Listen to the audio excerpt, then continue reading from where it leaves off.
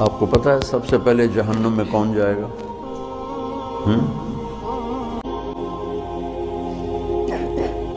کافر نہیں، مشرک نہیں، شرابی بھی نہیں، زانی بھی نہیں، قاتل بھی نہیں، چور بھی نہیں، ڈاکو بھی نہیں، ملحد بھی نہیں، دہریہ بھی نہیں۔ کتنے گناہ ہیں۔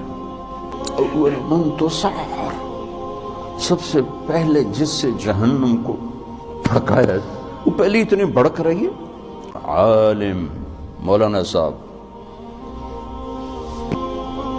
پھر شہید جس کے خون کا قطرہ زمین پر گرنے سے پہلے اس پر جنت واجب ہو جاتی، پھر سخی،